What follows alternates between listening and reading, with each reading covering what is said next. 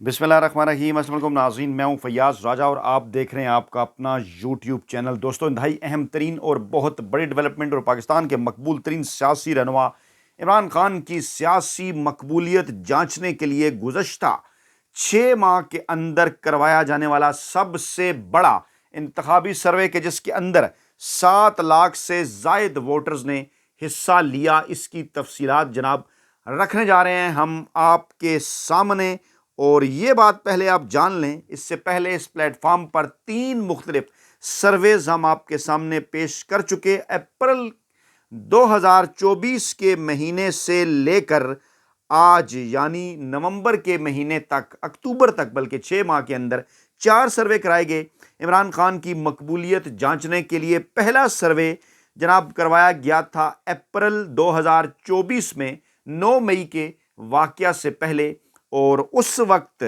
उस मकबूलियत को देखते हुए जब तमाम तर माफिया हैंडलर और सहूलतकारों का ये ख्याल था कि इमरान खान 60% मकबूलियत पर खड़े हुए हैं, उनको कैसे रोका जा सकता है, उसके बाद फिर ये मामला हुआ था। बल्कि चंद दिन पहले 6 मई को चीनी सफारतकार जब बिलावल भुट्टो जरदारी से मिले थे तो उन्होंने पाकिस्तान में इस्तेहकाम के हवाले से बात की थी, और फिर उसके बाद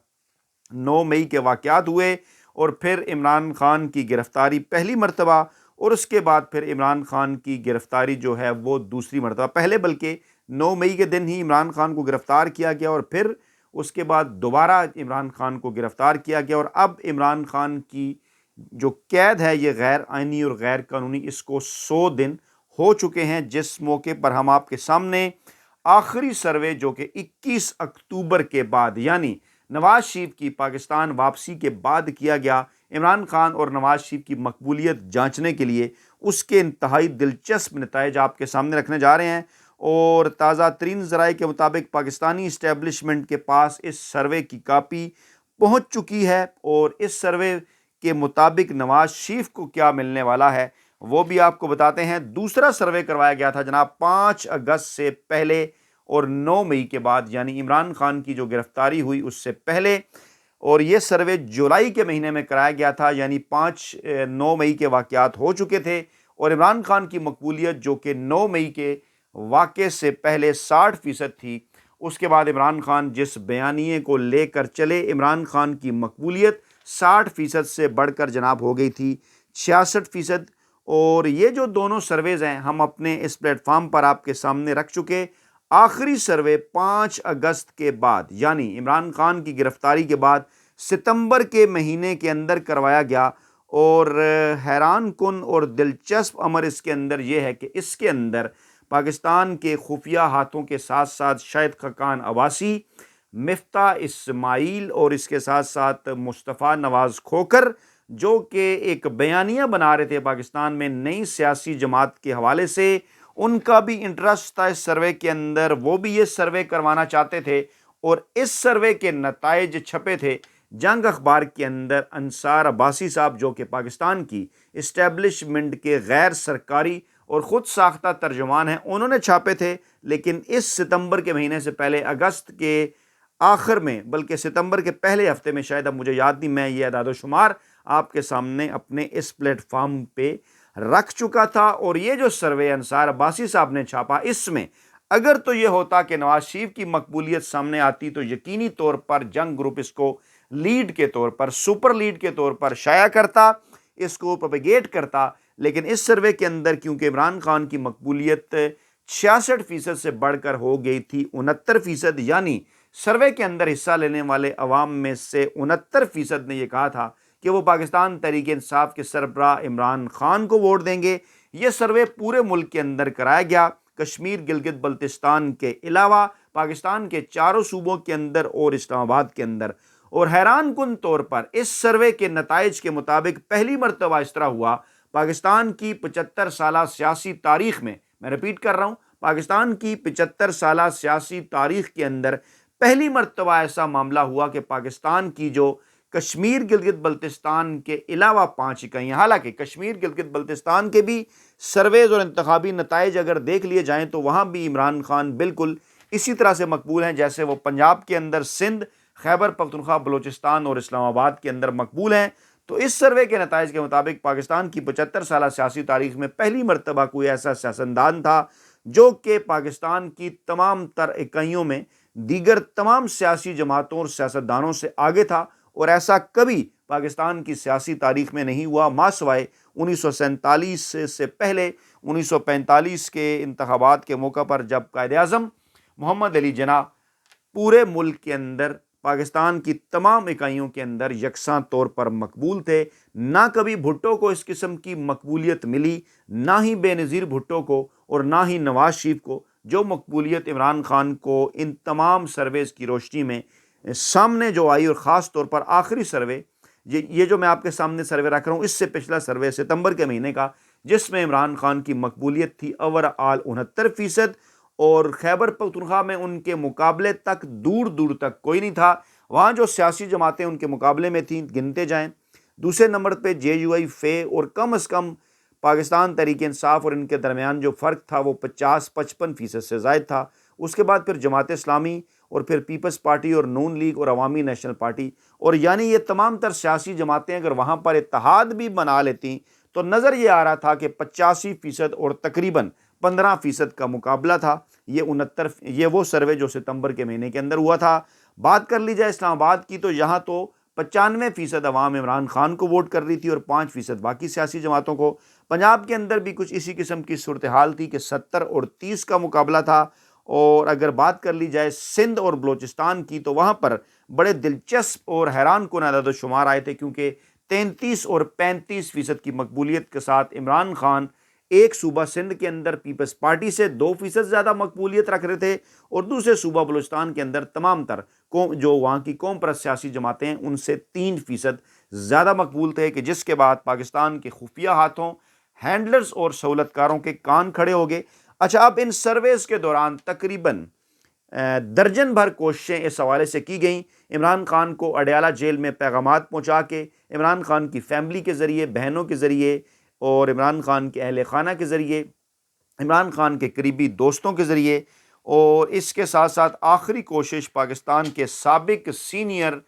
بیوروکریٹ کے ذریعے کی گئی، اور سابق سینئر بیوروکریٹ کے کوشش کرنے کے بعد آخری مرتبہ جب عمران خان نے ان کے سامنے، ان سے مراد ہے جو ہے وہ انورٹڈ کاماز رویداد خان صاحب کی میں بات کر رہا ہوں، ان کی جانب سے اس خواہش کا اظہار کیا گیا تھا کہ وہ عمران خان سے ملنا چاہتے ہیں، اور پھر اس بالواسطہ رابطے کے نتیجے میں جب عمران خان نے یہ کہا کہ وہ یہ تو کر سکتے ہیں کہ جناب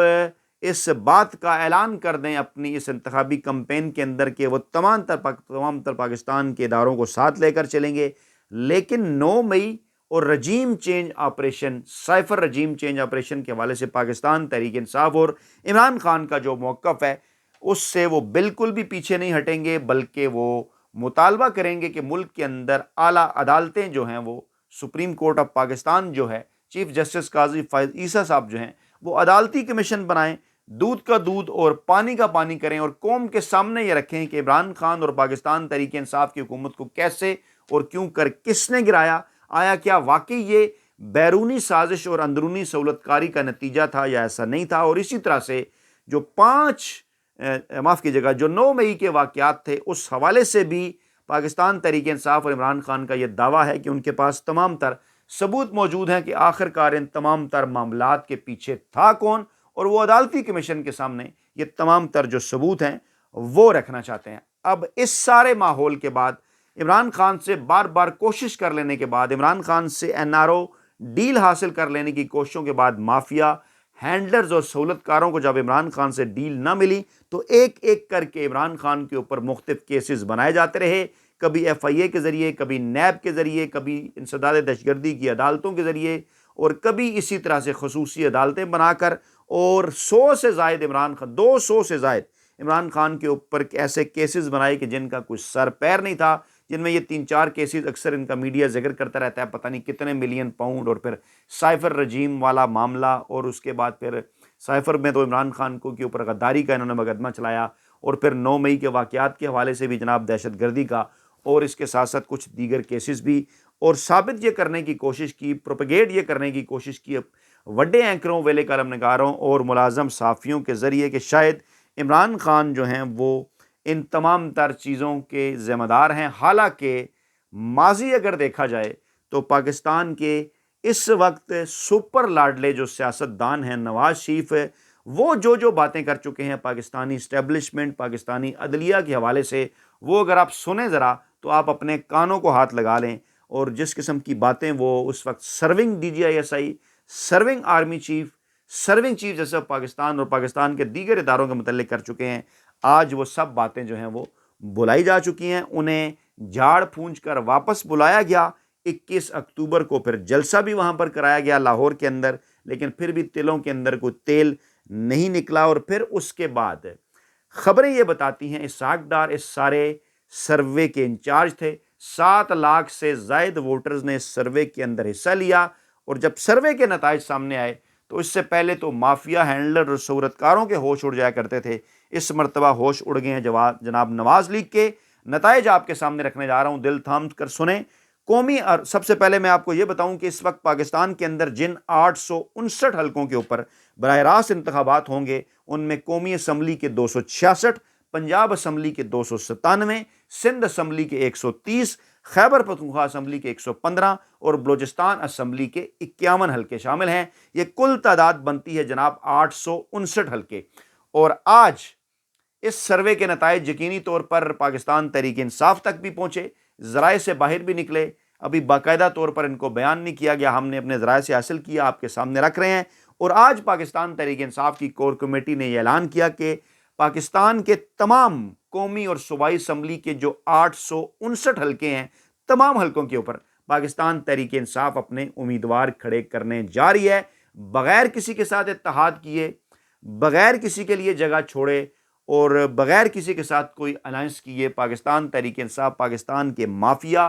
ہینڈلرز اور سہولتکاروں اور درجن بھر جو سیاسی جماعتیں ہیں ان کا تنہا مقابلہ کرے گی، کیونکہ پاکستان تحریک انصاف اور عمران خان کانفیڈنٹ ہیں ان سرویز کے نتائج کے بعد بھی۔ لے کر چلتے ہیں جناب آپ کو 266 قومی اسمبلی کی نشستیں۔ لیٹسٹ سروے 21 اکتوبر کے بعد جو کیا گیا وہ بتاتا ہے جناب کہ پنجاب کے اندر جو قومی اسمبلی کی 141 نشستیں ہیں، 266 میں سے 100 نشستیں پاکستان تحریک انصاف جیتنے کی پوزیشن میں ہے۔ سندھ کی 61 نشستوں میں سے 25 نشستیں پاکستان تحریک انصاف آگے ہے، اس میں اضافہ بھی ہو سکتا ہے۔ کے پی کی 45 قومی اسمبلی کی نشستوں میں سے 40 پر پاکستان تحریک انصاف آگے۔ بلوچستان کی 16 میں سے 5 نشستیں ایسی جہاں پہ شور شاٹ پاکستان تحریک انصاف جیت سکتی ہے، جبکہ اس کے ساتھ ساتھ 6 کے قریب ایسی نشستیں ہیں جہاں پر 4 کے قریب ایسی نشستیں ہیں جہاں پر پاکستان تحریک انصاف سرپرائز کر سکتی ہے۔ اسلام آباد کی تینوں نشستوں کے اوپر پاکستان تحریک انصاف کلین سویپ کرنے جا رہی۔ پنجاب اسمبلی کی 297 میں سے 165 نشستیں پاکستان تحریک انصاف واضح طور پر جیتنے کی پوزیشن میں، اور ان نشستوں کی تعداد 185 سے 190 تک بھی ہو سکتی ہے جو پاکستان تحریک انصاف بآسانی جیت سکتی ہے۔ سندھ اسمبلی کی 130 میں سے 50 نشستوں پر شور شاٹ پاکستان تحریک انصاف، جس میں 18 نشستیں جو ہیں وہ کراچی کی ہیں، 19 نشستیں کراچی کی ہیں، اور 2 نشستوں کے اوپر MKM، 1 کے اوپر پیپلز پارٹی کے چانسز، نون لیگ بالکل نہیں، اور باقی جو تحریک انصاف ہے وہ 7 نشستیں سندھ کے دیگر شہروں سے اور جو دیگر دیہی علاقے ہیں وہاں سے جیت سکتی ہے۔ کے پی کے زبردست پرفارمنس، 115 نشستیں صوبائی اسمبلی کی، اس میں سے جناب اچھا سندھ اسمبلی کی میں نے صوبائی جو ہے وہ نشستوں کا ذکر نہیں کیا، قومی کا تو ہو گیا، 130 میں سے 150، اور یہ جو تعداد ہے یہ 65 تک بڑھ سکتی ہے اگر عمران خان بلے کے نشان کے ساتھ وہاں کمپین کریں۔ کے پی کے اسمبلی 115 میں سے 100 نشستیں واضح طور پر جیتنے کی پوزیشن، اور یہاں پر بڑا سرپرائز سامنے آ سکتا ہے، مخالفین میں کو صرف 5 نشستیں ان کے پاس شور شاٹ ہے، 110 تک جا سکتی ہے۔ 115 میں سے تحریک انصاف عمران خان اگر بلے کے نشان کے ساتھ آزادانہ کمپین کریں۔ بلوچستان اسمبلی کی 51 صوبائی اسمبلی کی نشستیں، یہاں پر 20 پاکستان تحریک انصاف واضح طور پر جیتنے کی پوزیشن میں، 7 ایسی نشستیں جن پر اگر پاکستان تحریک انصاف اور بلے کی کمپین ہو تو عمران خان جیت سکتے ہیں واضح انداز میں۔ یعنی یہ بتا رہا ہے سروے کہ کے پی اور نہیں معاف کیجیے بلوچستان اور سندھ اسمبلی میں پاکستان تحریک انصاف اس وقت سادہ اکثریت کے ساتھ حکومت بنانے کی پوزیشن میں، پنجاب کے اندر 2/3 اکثریت کے ساتھ حکومت بنانے کی پوزیشن میں، کے پی کی اسمبلی کے اندر 3/4 کے ساتھ حکومت بنانے کی پوزیشن میں، اور مرکز کے اندر بھی پاکستان تحریک انصاف 2/3 سے زائد اکثریت کے ساتھ حکومت بنانے کی پوزیشن میں، اور نون لیگ جن کے لیے ایک پورا ماحول بنایا جا رہا ہے، جن کے لیے پتہ نہیں کتنا پیسہ خرچ کیا جا رہا ہے مختلف ٹی وی چینلز کے اوپر، اور وہاں پر مرضی کے سرویز جو ہیں یا مرضی کی خبریں لگوائی جا رہی ہیں،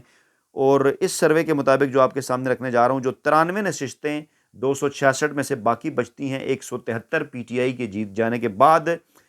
اس میں جناب علی 50 نشستیں ایسی ہیں جو نون لیگ پورا زور لگا کر جیت سکتی ہے، اور 30 نشستیں ایسی ہیں جو پیپلز پارٹی پورا زور لگانے کے بعد جیت سکتی ہے۔ تو یہ ہے جناب لیٹسٹ سروے، تازہ ترین نتائج اس کے۔ اپنا فیڈ بیک ضرور دیجیے گا کمنٹس کی صورت میں، اپنا بہت خیال رکھیے گا۔ نئی ویڈیو کے ساتھ جلد حاضر ہوں گے، اللہ نگہبان۔